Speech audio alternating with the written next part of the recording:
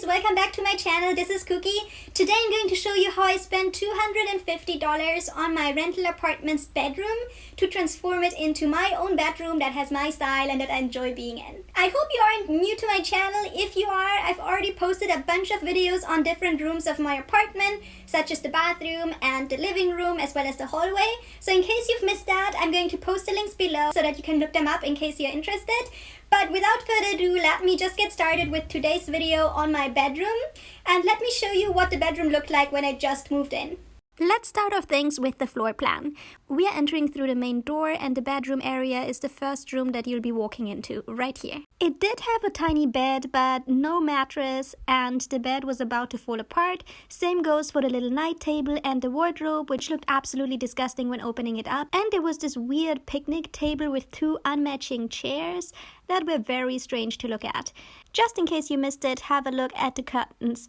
Needless to say, I tossed everything out, and in the end, all I had left was a bin and the curtains. Now, this is what the room looks like all ready for the makeover. It's not deep enough, hence the difficulty of putting it all on one screen, but I've tried my best. I hope you got a feel for the space. Absolutely terrible, isn't it?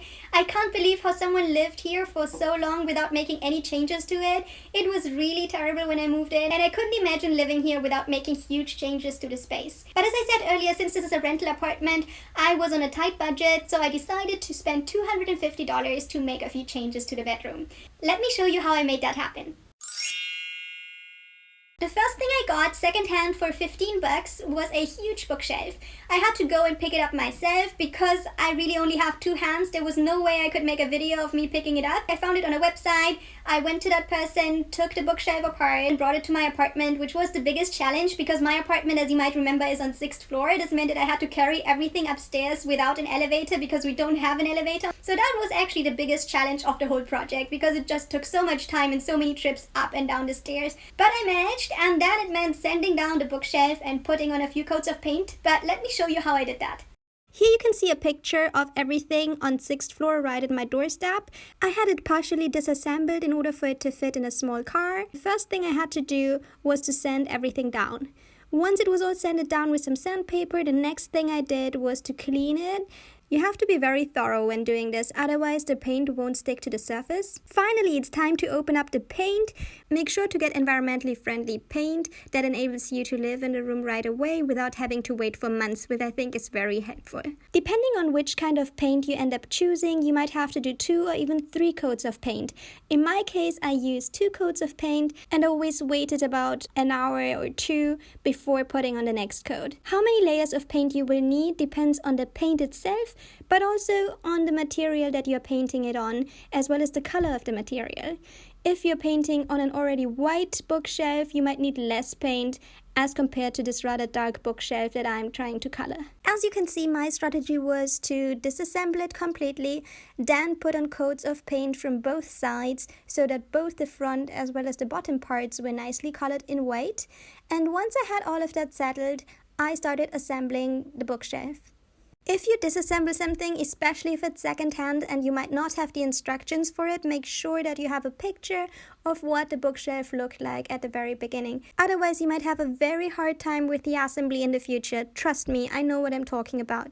The advantage of painting the bookshelf the way I did, hence top, bottom, and waiting for the sides until later, is that it is very easy to do the sides once everything is put together again.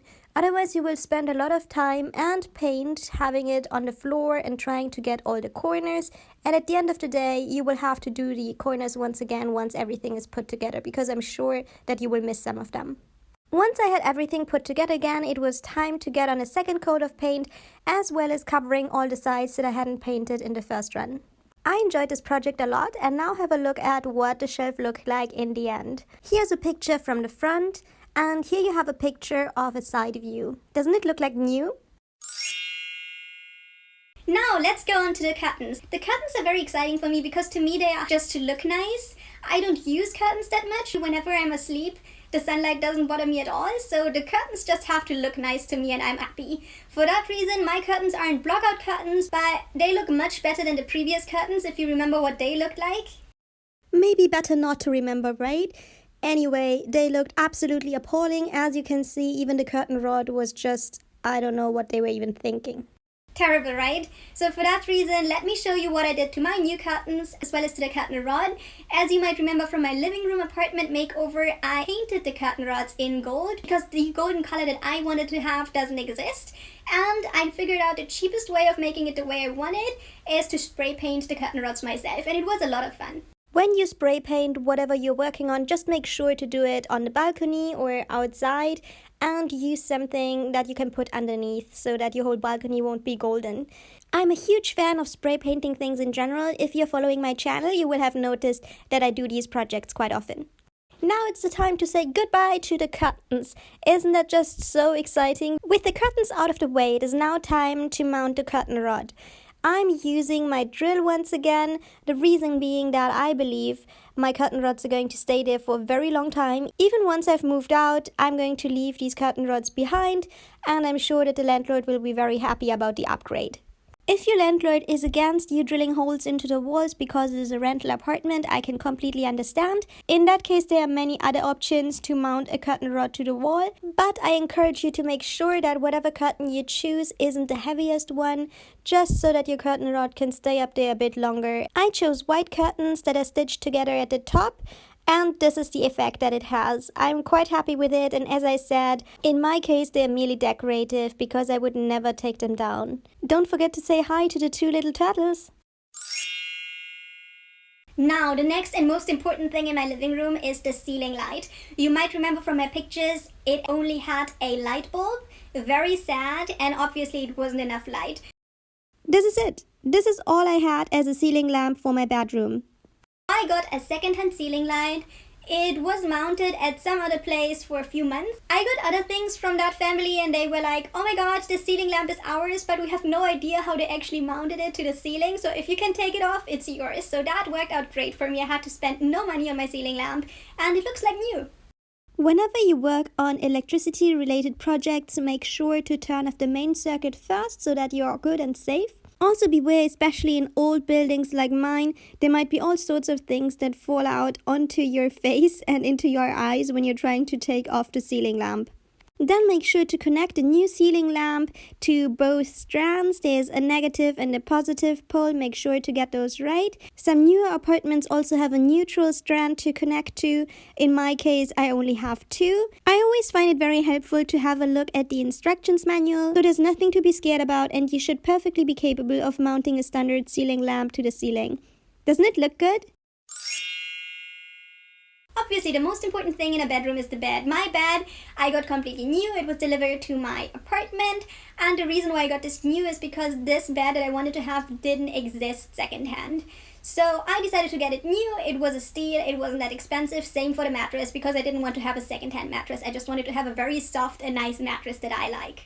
Needless to say, I decided to put it together by myself. It was very straightforward and definitely saved me a lot of money not having to ask someone to come by and assemble it for me. Basically, I spent more time taking off all the bubble wrap compared to putting the bed together.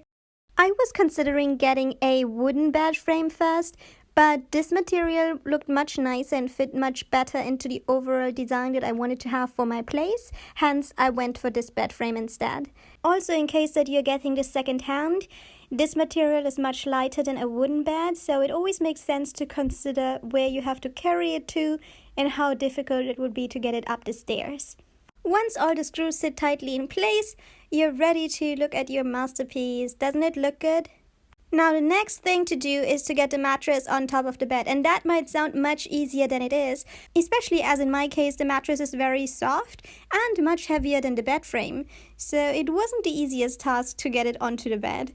But finally I managed, and it is a very soft mattress. I'm incredibly happy to have chosen this mattress, and I'm very satisfied with what it feels like lying on the bed. As a conclusion, it was absolutely worth all the effort getting it on top of the bed. And look at all the bubble wrap I have leaning against my entrance door. Now with the bigger things in place, I started playing with the night table as well as a place to hang my dresses. As you might have noticed, I only own dresses. I don't have any pants, so it's important for me to have a few spots where I can hang my dresses. The other thing that I got were pillows. I have a huge thing for pillows. I love changing pillows depending on the season. For my bedroom, I decided to get yellow pillowcases for the time being. Let's see for how long I'm going to stick to those before I change the color to a completely different season and a different mood. But for now, yellow will do and will completely reflect the spring feeling that I want to have in my apartment. Here you see me putting the clothes rack together. That was very important to me. I decided to go with 2 clothes racks, one next to the other, and it enables me to put all my dresses on there, so I'm extremely happy with that solution. Next on my list are my pillowcases. As I said earlier, I chose yellow ones for the time being. If you look closely, you will notice that the pattern is stitched on. It might not be as obvious on the video here, but if you look at it in person, the difference between a print on a pillowcase as opposed to it being stitched on is actually quite big. The thing I'm very passionate about is my night lamp. I only have enough space for 1 night table and 1 night lamp, so I wanted it to be very special, and I got this night lamp at a second-hand market. I love the way it looks and how it contrasts to the more modern look and the more golden features of my bedroom. This night table came basically completely assembled, so there was not much for me to do besides making it come out of the packaging and all the bubble wrap, which can be quite challenging as well. Here you can see what it looks like. It was already fully put together. I just had to put it in place, and as you might have noticed, the only thing that remained to be done is to mount a little handle to the drawer, and the night table is ready to go. Regarding the handle, what I often encounter is that the handle that is being delivered with the furniture does not fit the style of my apartment. If that is the case, it's a very easy fix because I noticed that most handles actually have a certain width to them. So it is very easy to find other handles online and replace them so that everything fits together. This was particularly the case for second-hand furniture where the handle and the whole style of the furniture is a bit outdated. So changing the handles to something you like is a very quick and easy fix. Now it's time for me to show off my awesome bedside table lamp. I'm very proud of it because it was very cheap on a second-hand market and perfectly blends into that golden/wooden style I have going throughout my apartment. Now, the other problem I wanted to solve was to have more storage space. I do have a bookshelf, but I was really lacking some more storage space, so I decided to go with these storage boxes that you can store right underneath the bed, and as you will see in a moment, it worked out perfectly. I'm a huge fan of all sorts of storage ideas that you can tuck away and that are somehow gone when you don't need them. Consequently, I was very fond of having these under the bed storage compartments. The great thing about them is that you can't see them when you don't need them. You can also get a blanket that is long enough on either side, so you will never see the boxes at all. I do agree they look very simple and plastic isn't the nicest thing in terms of interior design, but still, I mean, the point is to use all the space that you have, and for many things that you need to store away, they aren't very nice to look at. So if you can do without a wardrobe, for instance, since I don't have a wardrobe in my apartment and don't need one, I think that is an awesome alternative to have and consider. Also, it is extremely easy to put together. As you can see, it just takes the wheels from the bottom and the lid from the top, and your storage compartment is ready to go. I got 4 of those to put underneath my bed. That is also something to look out for when choosing the bed, just to make sure that the bed is high enough to put these storage compartments from underneath. Looks awesome, doesn't it? Now that I've shown you all the things that I put into my bedroom, let me show you a quick overview of the before situation, and then let's go straight on to what the bedroom looks like right now. I can't wait to share it with you. Ta-da! Here you can see again what my awesome bedroom looked like before my makeover. Let's try to forget about it very quickly and let me show you what it looks like now. We are entering right from the entrance door. You can see the bookshelf to the right. Now the 2 clothes racks to the left. The little night table with the bedside lamp on top of it. Next to it, the bed that we've just put together. And to the right, we see the window with the curtains that we put up. This is what it looks like from behind. If you look at it from the bedside, you can see the bookshelf from behind and the wonderful lamp that we put together as well. Let me also show you a few things that you couldn't see on this video. For instance, the storage boxes once again. This is what the bed looks like with all the nice pillows, and a little add-on, I've got a little yellow duck in between. That fits perfectly into this whole yellow layout, doesn't it? Makeover accomplished, guys! This is the end of my video for today. I've shown you how I spent $250 to transform my bedroom. I liked doing the whole transformation process, especially with the paint. It was a lot of fun. I hope you enjoyed watching it as much as I enjoyed doing it. Next, I have 2 more spaces that I would like to share with you. Let me get started on those and then I'm going to update my channel, and I can't wait to share those spots with you as well. If you enjoyed this video, let me know in the comment section below. Also, if you've done any transformations yourself, I would love to know about them. If you don't want to miss any of my upcoming videos, don't forget to follow me. Let me get started right away with transforming the remaining 2 spots that I haven't uploaded yet. And once I'm done with them, I'm going to share them with you right away. Thanks for watching. Bye!